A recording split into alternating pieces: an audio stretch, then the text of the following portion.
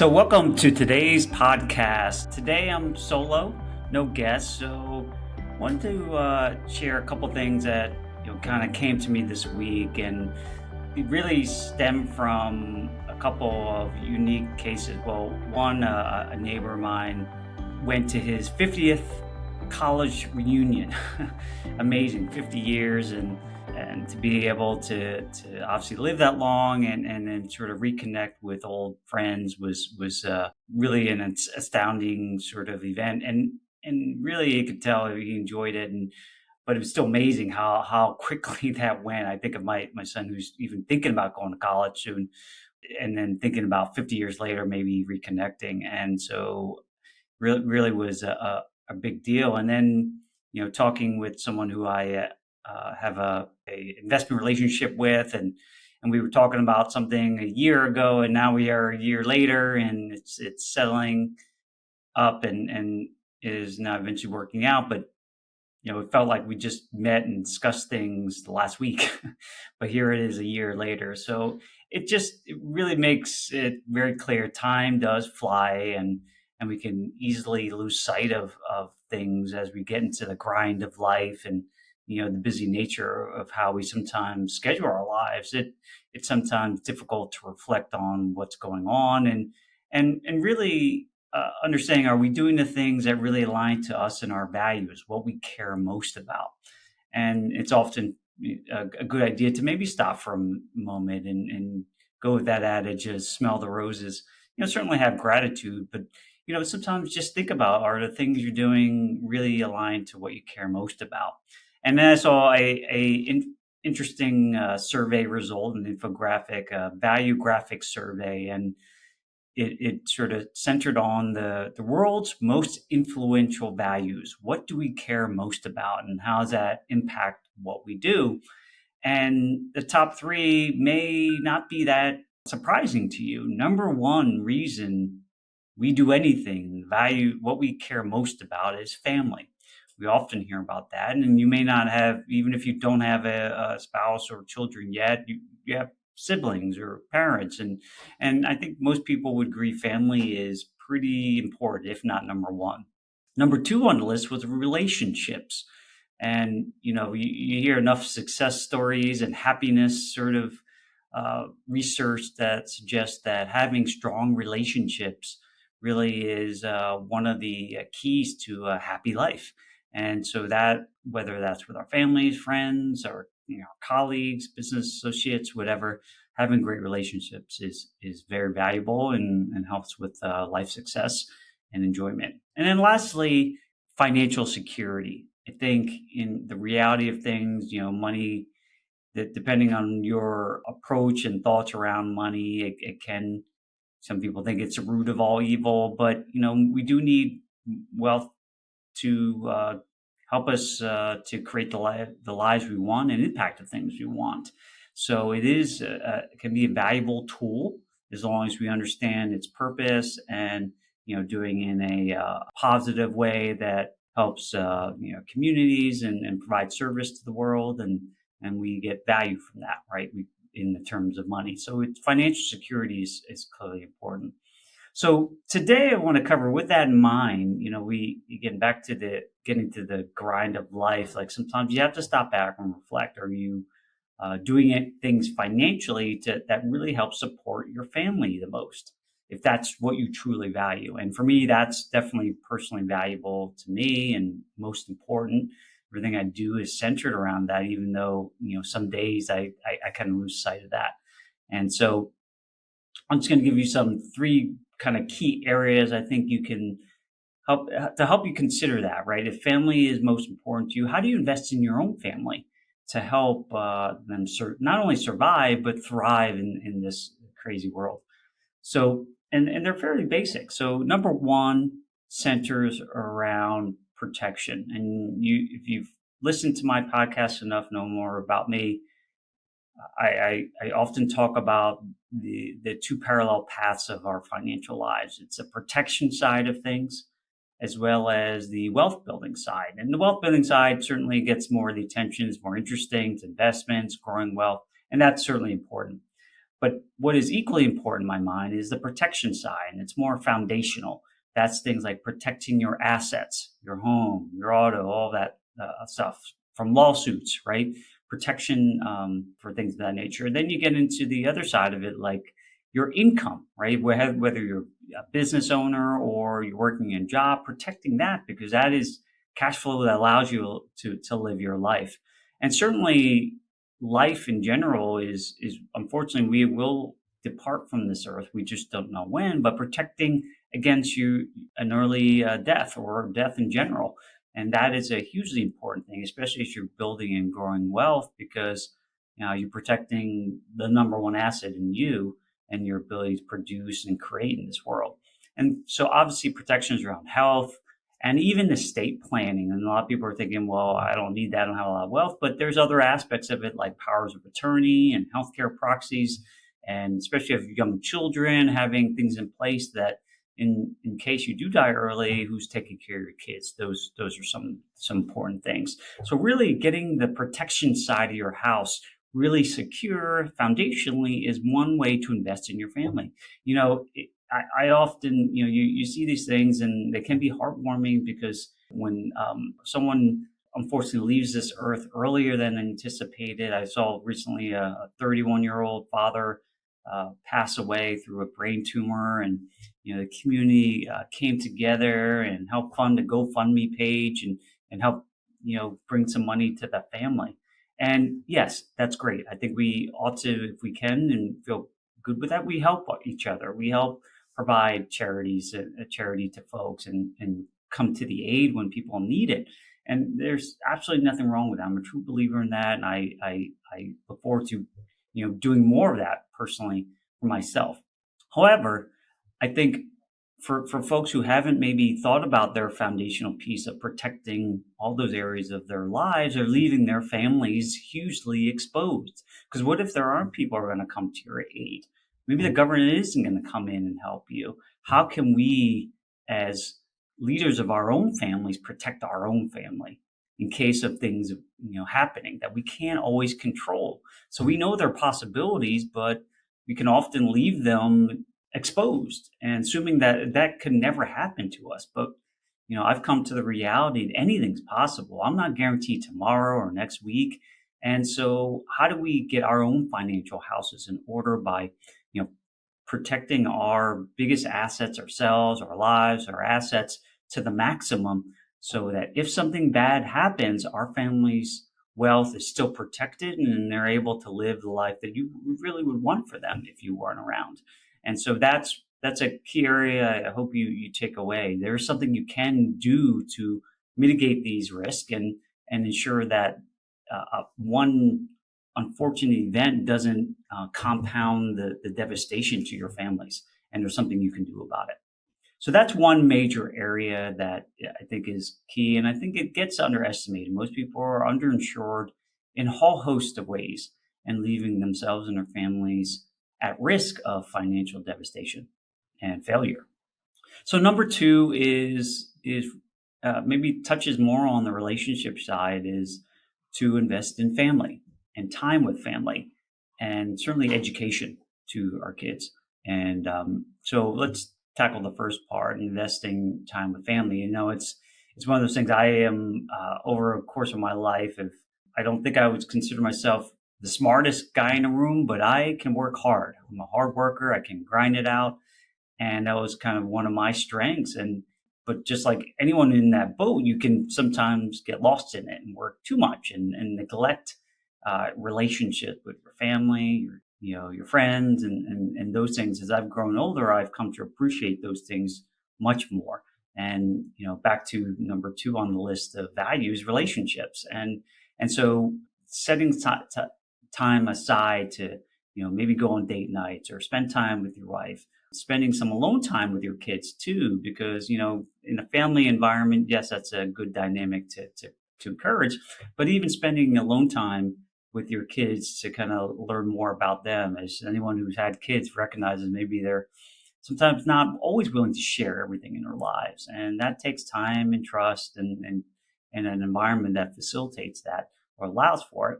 but taking some dedicated time out of our weeks and months to really, get some time with our families and our friends and the people that matter to us is important. We got to invest that time, or it can easily slip away, and relationships can break apart. And you listeners here probably know plenty of those cases where it's happening, and so it takes some time and effort to do that. And I know it's sometimes difficult to fit into our crazy lives in our juggling acts that we have to deal with.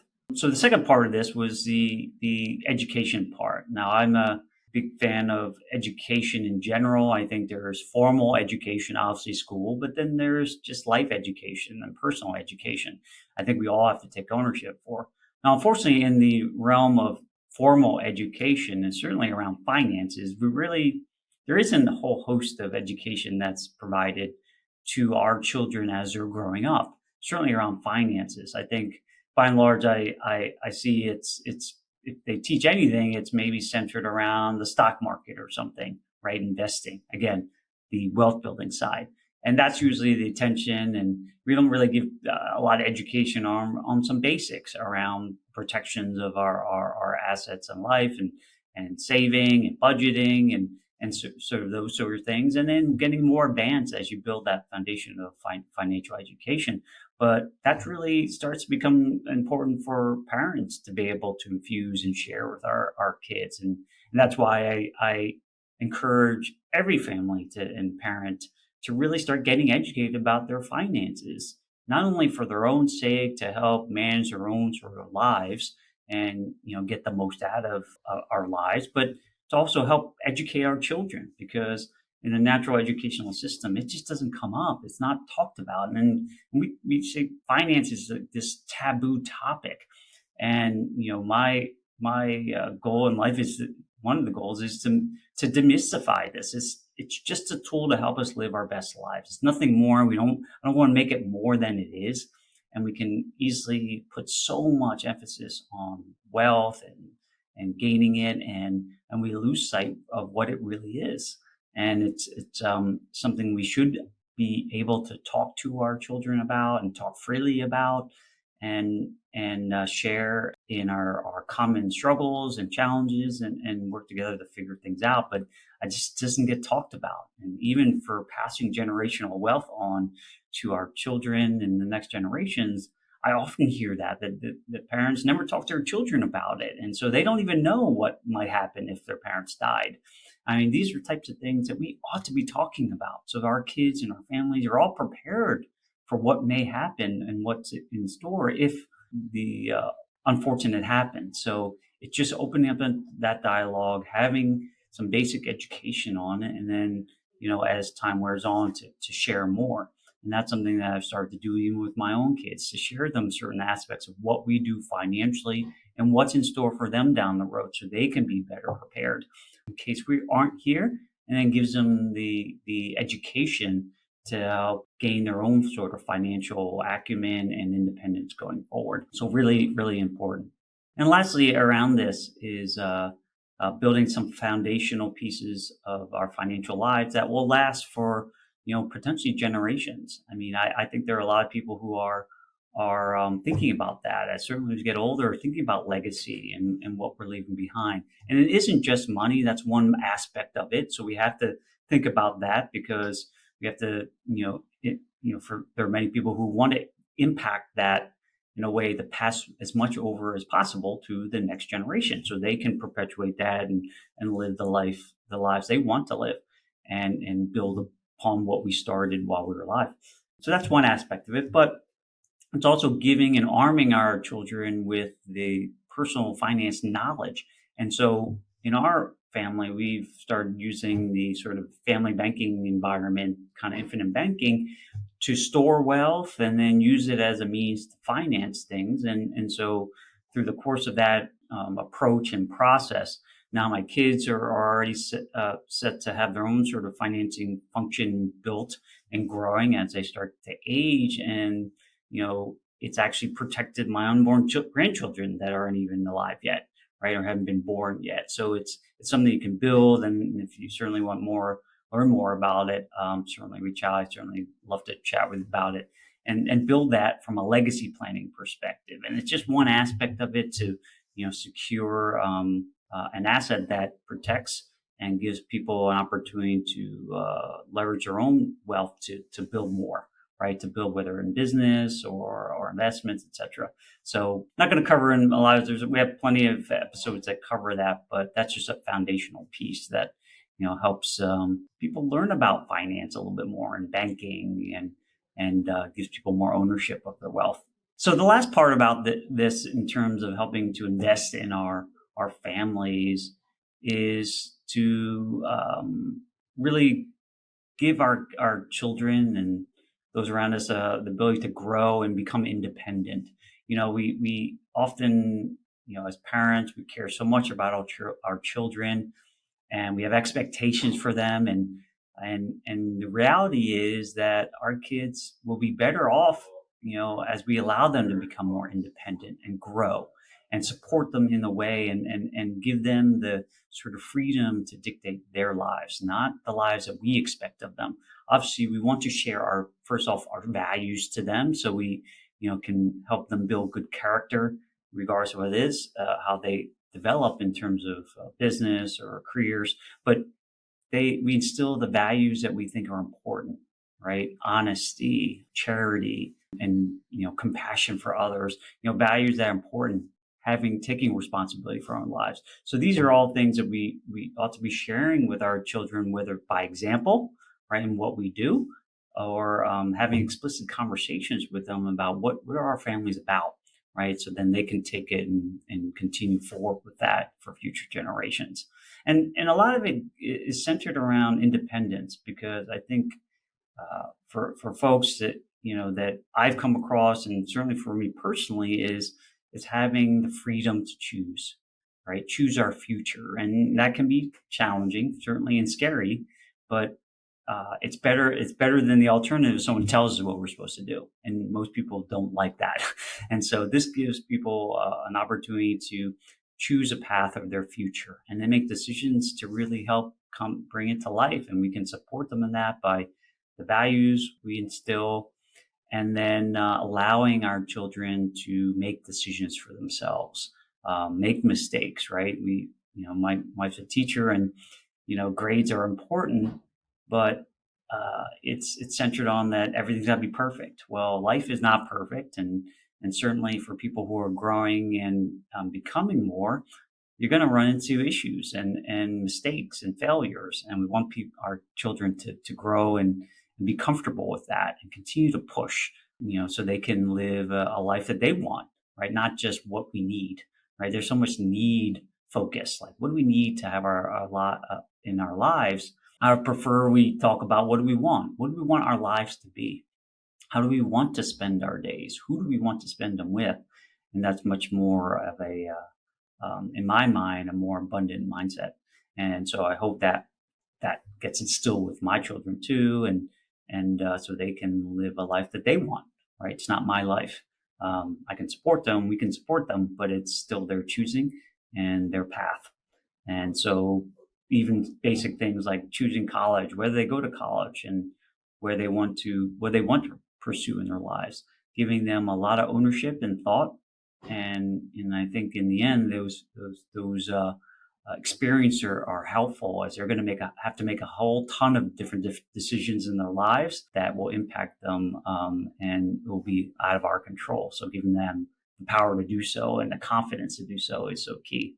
So just wanted to share that from a perspective. These are three key areas, and